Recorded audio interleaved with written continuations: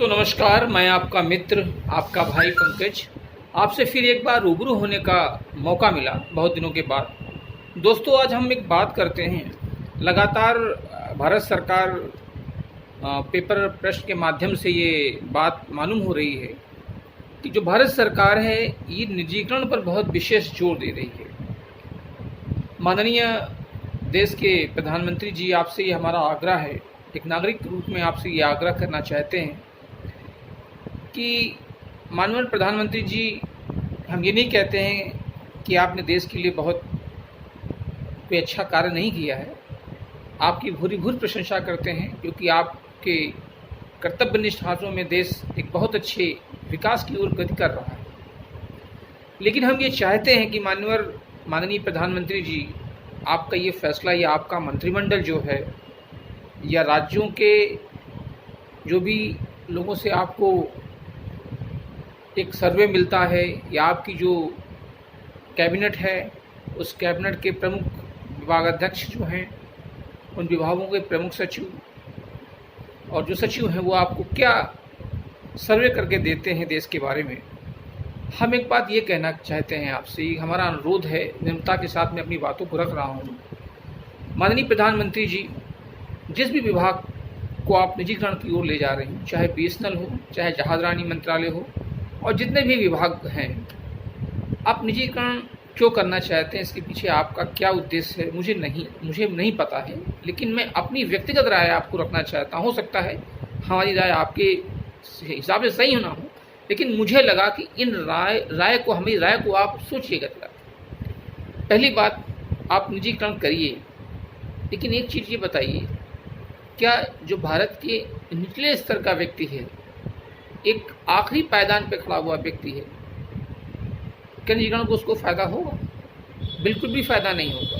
माननीय प्रधानमंत्री जी, देखिए, ये बात हम हो सकता है आपके विभाग या आपके मंत्रिपरिषद को आपके संसदीय प्रणाली में हो सकता है, या आप ये कह सकते हैं कि हमारे उम्र की अपरिपक्वता या संवैधानिक रूप से मुझे उस चीज़ का नॉलेज नहीं हो, लेकिन मेरी व्यक्तिगत राय है।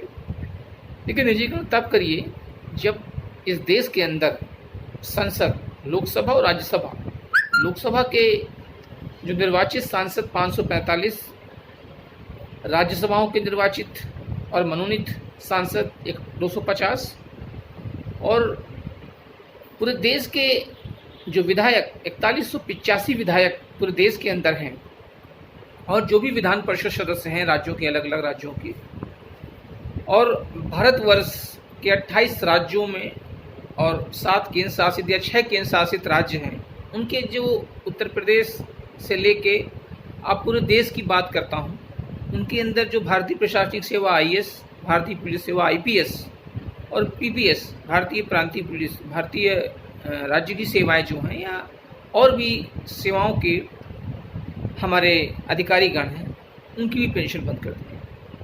ये बात बहुत कड़वी लगेगी आपको। देखिए, मैं ये कहना चाहता हूँ कि पहली प्राथमिकता, अगर आप एक ऐसा समाज के बीच मैसेज कन्वे करना चाहते हैं तो आप ऊपर से करिए, क्योंकि जो भी लोकसभा राज्यसभा में चुने हुए प्रतिनिधि चाहते हैं वो बहुत आर्थिक संपन्न रूप से होते हैं, बहुत बड़े धनवान होते हैं, तभी तो वो लोग जाते हैं। अगर उनकी आप पेंशन बंद करेंगे तो उनको कोई दिक्कत नहीं होगी।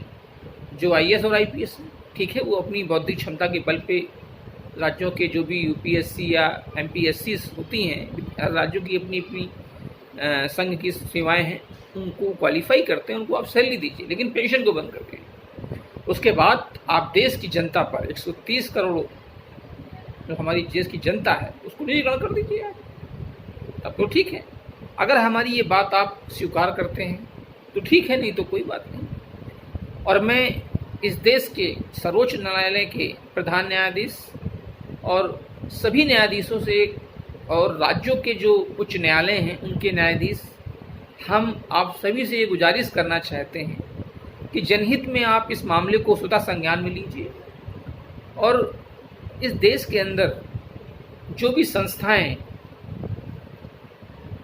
निजीकरण की ओर बढ़ रही हैं उनको आप तत्काल प्रभाव से रोक लगाइए, क्योंकि 70 सालों की जो पूर्ववर्ती सरकारों ने बहुत बढ़िया ढंग से उन संस्थानों का परिचालन किया,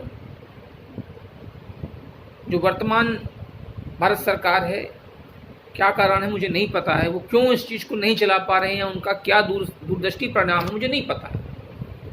मैं जो मेरी व्यक्तिगत राय है मैंने आपके सामने रखी है, क्योंकि इस देश के अंदर आज मैं उत्तर प्रदेश के कानपुर जनपद का निवासी हूँ। खासकर जो उत्तर प्रदेश में कानपुर महानगर है, ये एशिया का मैनचेस्टर कहा जाता था, क्योंकि इस श्रमिकों का शहर रहा है।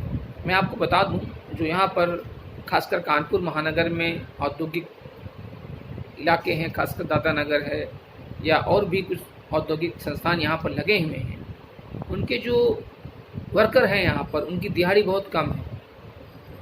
उनको मुश्किल से 300 रुपये, 250 रुपये, 400 रुपये तक मिलता होगा।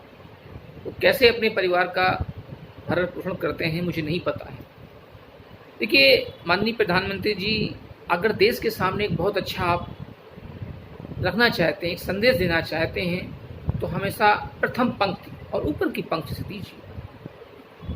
क्योंकि ये मान लीजिएगा, अगर आप देश के अंदर लोकसभाओं में बैठे हुए प्रतिनिधि, विधानसभाओं के प्रतिनिधि या जो भी ऐसे प्रतिनिधि हैं जनता के द्वारा निर्वाचित या राज्य सरकारों द्वारा मनोनीत, और प्रदेश के जितने भी IAS, IPS और PCS समकक्ष रैंक के अधिकारी हैं, उनकी पेंशन को बंद कर दिए, उसके बाद आप लगा दीजिए।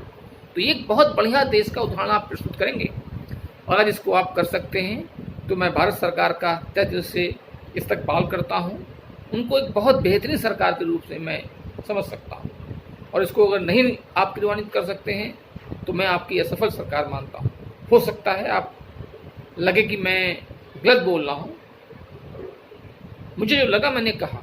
इसी के साथ धन्यवाद। जय हिंद, जय भारत।